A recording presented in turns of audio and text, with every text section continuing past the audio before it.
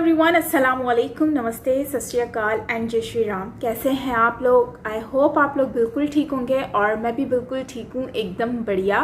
और आज पे हम देखने वाले हैं video anti Israel protest in Kashmir, Israel Palestine conflict. इस वीडियो का आज हम देखेंगे और देखते हैं कि वीडियो में क्या कहते हैं बाय प्रशांत धवन जी, जो कि वर्ल्ड अफेयर से वीडियो है। ओरिजिनल वीडियो का लिंक मैं डिस्क्रिप्शन में दे रही हूँ। अगर आप ओरिजिनल वीडियो नहीं देखी तो वो भी देख सकते हैं। और मेरा व्लॉगिंग चैनल है साइमा प्लीज़ द व्लॉग के नाम से, तो प्लीज़ अगर आपने वो भी सब्सक्राइब नहीं किया तो लाजमी सब्सक्राइब करें। सो हम उस पर भी वीडियोस बनाएंगे। सो चलते वीडियो की तरफ रिएक्ट करते हैं और देखते हैं कि क्या कहते हैं। So let's.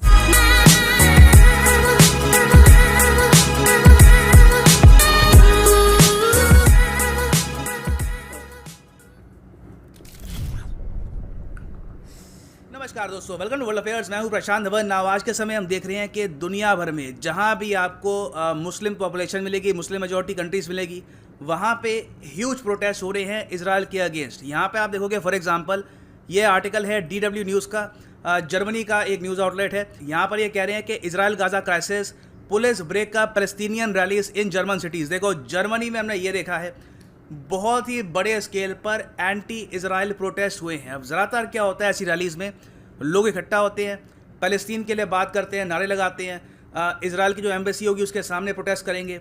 उसके बाद जो ये भीड़ है वो पास में अगर कोई सिनेगॉग है, सिनेगॉग क्या होता है, जिस तरीके से हिंदूज़ का होता है मंदिर, मुस्लिम्स की होती है मस्जिद, क्रिश्चियंस का चर्च, वैसे ज्यूज़ का होता है प्लेस ऑफ वर्शिप सिनेगॉग।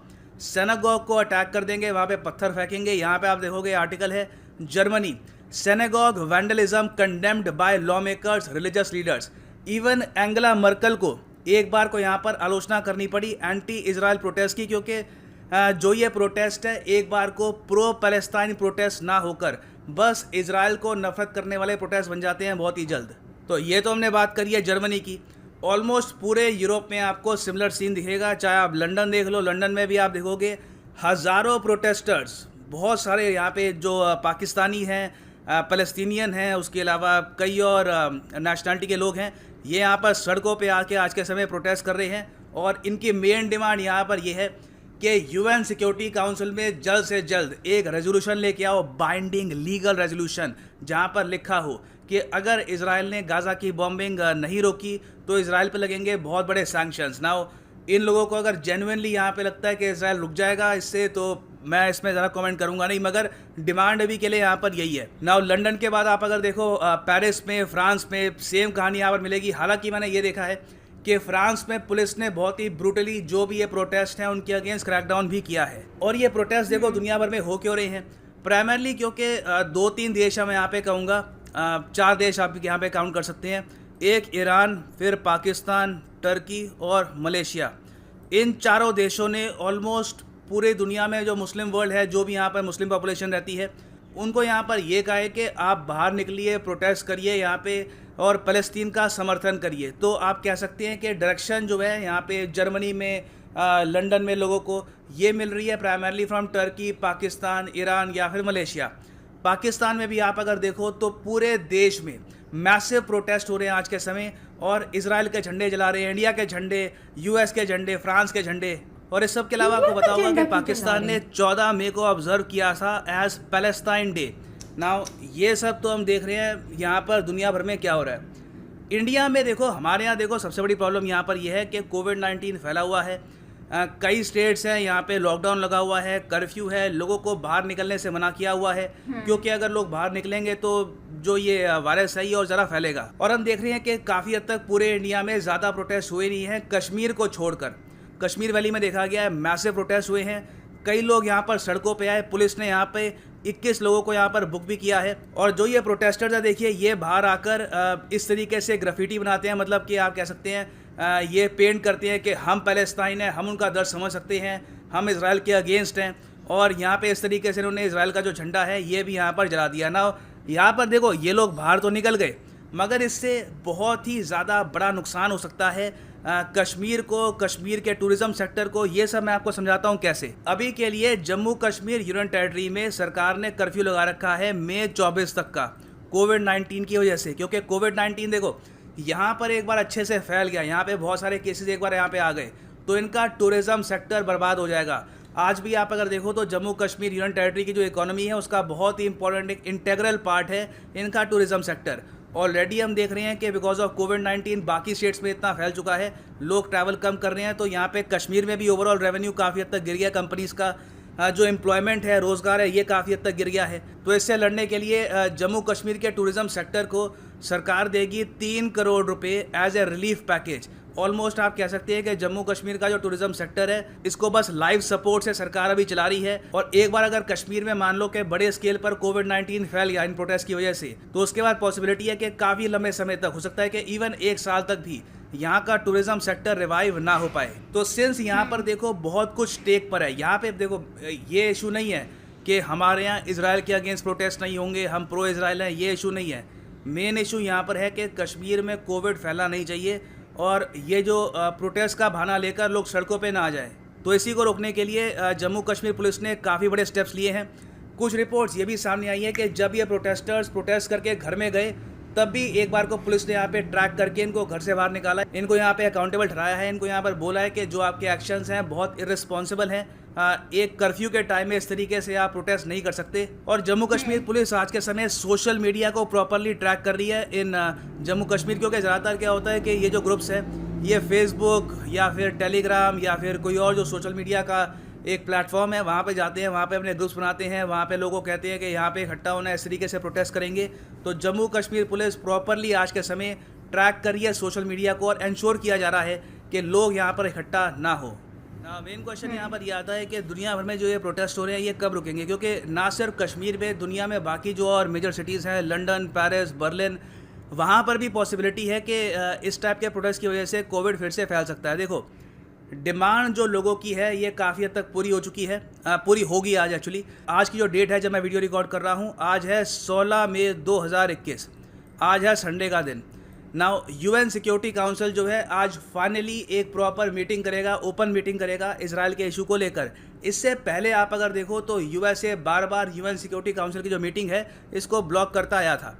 तो अब यहाँ पर देखना ये होगा कि यूएन सिक्योरिटी काउंसिल क्या यहाँ पर कोई बाइंडिंग रेजोल्यूशन प्रेजेंट करती है। मतलब कि बेसिकली यूएन सिक्योरिटी काउंसिल क्या ये कहता है कि सारे मेंबर्स वोट करो और एक रेजोल्यूशन तैयार करो जिसमें लिखा हो कि अगर इसराइल यहाँ पर बॉम्बिंग नहीं रोकता गाज़ा पट्टी की तो हम यहाँ पर इसराइल पर सैंक्शंस लगाएंगे। और अगर ऐसा रेजोल्यूशन सामने आता है तो सबसे बड़ा क्वेश्चन यहाँ पर ये होगा कि क्या भारत इस रेजोल्यूशन को सपोर्ट करेगा। This will be a huge question in front of India, क्योंकि भारत सरकार पे आज के समय काफ़ी प्रेशर है।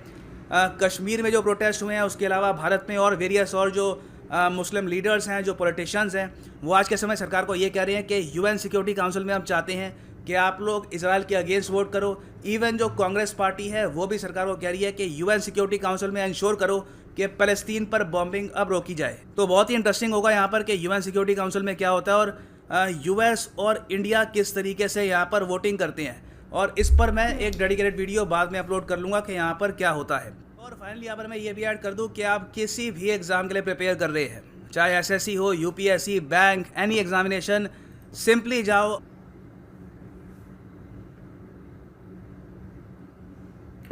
अच्छा, तो ये कह रहे हैं कि जो कश्मीर है ना उसमें और चूँकि खूबसूरत भी है, और वैसे तो भारत पूरा ही खूबसूरत है, लेकिन कश्मीर को जो है वो इस वक्त अट्रैक्शन के लिए बहुत ही ज़्यादा वैल्यू दी जा रही है। और उस साइड पे मुझे लगता है कि कोविड के इतने केसेस भी नहीं होंगे।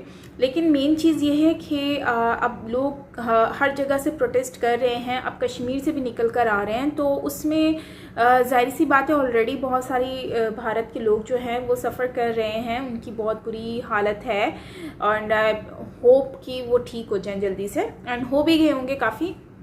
लेकिन बात कर रहे हैं कि ये लोग, इनको क्या समझ नहीं आती कि ये लोग जो बाहर निकल के आए हैं ये इससे उनके अपने घर वालों को भी नुकसान हो सकता है इसके ज़रिए। देखें ना, कोविड है, लोग ऑलरेडी, ये वबा जो है वो हवा में फैली हुई है। अगर ये लोग बाहर निकलते हैं, इनको लगेगा ये अपने घरों में वापस जाएंगे तो इनके घर वालों को भी लगेगा। इन लोगों को बिल्कुल भी फ़र्क नहीं पड़ता, फ़िक्र नहीं है कि अपनी फैमिली का ख्याल रखें, फैमिली का एहसास कर लें, अपने बच्चों का एहसास कर लें। पर नहीं, ये प्रोटेस्ट ज़्यादा ज़रूरी है। प्रोटेस्ट का करने का ज़रूरी नहीं कि आप रोडों पर निकल कर आएँ, आप सिचुएशन को देखें, आप घरों में बैठ कर प्रोटेस्ट कर सकते हैं, सोशल मीडिया आपके पास है, हर चीज़ है। सो ये तो अजीब सी बात हो गई कि मतलब कोविड का सीज़न चल रहा है और ये लोग बाहर आकर कर रहे हैं। झंडा जलाने वाली बात तो बहुत ही अफसोस की है, स्पेशली उन लोगों का जिनसे तो आपका लिंक ही नहीं बनता। अब भारत का झंडा जो फ्लैग है उसको जलाने का क्या मतलब बनता है, आई डोंट नो। क्योंकि लड़ाई आपकी इजराइल से, इजराइल का झंडा जलाओ ना। शायद ये भी हो सकता है कि जो स्टेटमेंट आई है कि ये लोग इज़राइल को सपोर्ट करते हैं, इज़राइल के साथ हैं, शायद ये रीज़न हो सकता है, इस पर गुस्सा निकाल रहे हैं। तो गुस्सा निकालने का मतलब ये नहीं है कि आप फ्लैग किसी कंट्री का जला दें। इस उनकी रिस्पेक्ट है ये, और रिस्पेक्ट करना चाहिए, हमें उनके फ्लैग की रिस्पेक्ट करनी चाहिए, वो हमारे फ्लैग की रिस्पेक्ट करेंगे। तो इससे बहुत सारे लोगों की सेंटीमेंट होते हैं जिसको हमें रिस्पेक्ट करना चाहिए।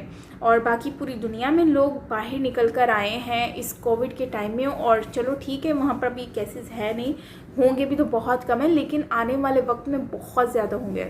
क्योंकि जिस तरह ये लोग बाहर निकल कर आ रहे हैं, इतने सारे लोग जो हैं वो इकट्ठे हो गए हैं, तो ज़ाहिर सी बात है ये सब कुछ चांसेस जो हैं, फिर और ज़्यादा केसेस जब बढ़ेंगे तो पूरी दुनिया जो है वो इस चीज़ से सफ़र करेगी। तो आने वाला वक्त मुझे लगता है बहुत बुरा होगा। तो इसके लिए हमें ख्याल करना पड़ेगा उन सारी चीज़ों का। बाकी ओवरऑल मैं यही कहूँगी कि जो भी हैं यार, जब तक भी ये हालात चल रहे हैं, ये जल्दी से जल्दी ख़त्म हो जाएं और जो भी मामलात हैं वो क्लियर हो जाएं, और जो है वो देखते हैं कि क्या होता है आने वाले वक्त में। क्योंकि ये मामला तो मुझे लग रहा है बहुत लंबा चलने वाला है फ़लस्तीन का, और इतना इजीली ये ख़त्म नहीं होगा। और जिस तरह से इज़राइल जो है वो इतना स्ट्रॉन्ग है, मुझे लगता है कि ये आगे जो है ये और ज़्यादा अपना काम करके दिखाएगा। तो बस मैं यही कहूँगी कि इज़राइल से निपटना इतना आसान नहीं है, बट इसके लिए यह है कि बहुत जल्दी ये मामला जो है वो क्लियर हो जाए। आई होप सो खैर गाइस, ये थी हमारी आज की वीडियो। आई होप कि आपको अच्छी लगी होगी, और please don't forget to like and subscribe my channel. Comment करना बिल्कुल मत भूलिएगा, अपने प्रीशियस कमेंट जो है वो मुझसे शेयर करते रहें। सो मिलते हैं नेक्स्ट वीडियो के साथ, तब तक के लिए अपना बहुत सारा ख्याल रखिएगा। मैं हूं साइमा, बाय।